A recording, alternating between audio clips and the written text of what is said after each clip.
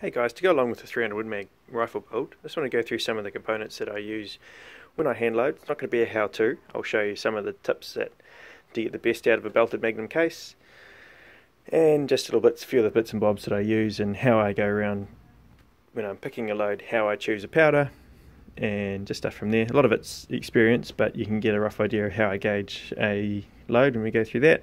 So, powder throw. Don't have to use something that expensive. You can just use, I did this for years.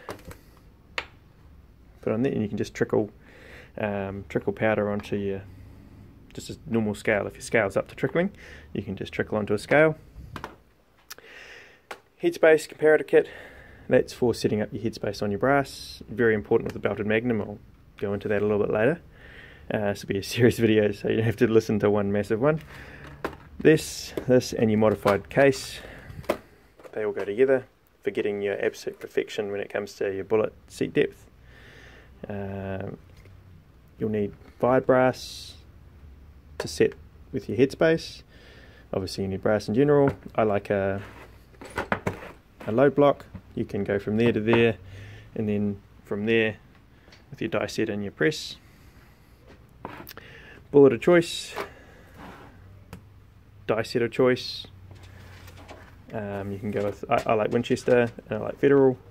CCIs can be quite hard. You might get some light strikes depending on your gun and temperature conditions. For example, if you're up the tops in your CCI, if you have oil on your springs, you can get light primer strikes. Brass, powder of choice. I've gone with 2D17 for this one, just on from personal experience. You will need a set of calipers. Right, we'll get on to how I chose and why I chose a certain powder.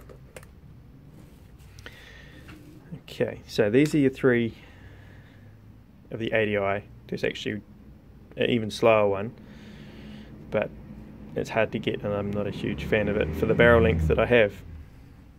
Right, so when you choose a powder, when I choose a powder load, you run through your feet per second comparison, and you offset that against your PSI.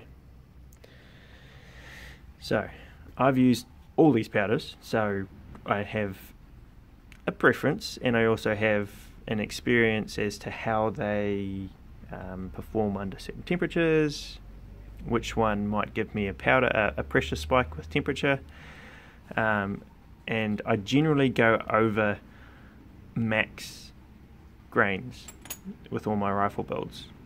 From personal experience, I know how much I can go over with all these powders in previous builds. Obviously, if you have the experience and you can read your pressure sign, then you build up to it anyway. But for a new shooter, the keys to look at is your speed offset by your PSI, so your pressure. So obviously your best speed out of these three is your 2D17 and your 2213 SC. But with this one, you're 1800 pounds higher pressure and you haven't got the same speed. So this is gives you a little bit of leeway with your load development in terms of going over pressure if you make a mistake. 2D17 has been my go-to in majority of my long range guns, followed by 2209 depending on the twist and barrel length. So that's how I choose mine. Offset your feet per second by your PSI. And also there's one other consideration you have to make, is how much you can fit in a case. The book will tell you the compressed load, but that will be for a certain overall length. So if you're setting your overall length to not fit in the mag, then you can quite often get a lot more powder in the case, and I will show you what I mean. These are not a 200 gram projectile, they're 212. These are factory Hornady ammo, a 200 grain factory Hornady ammo.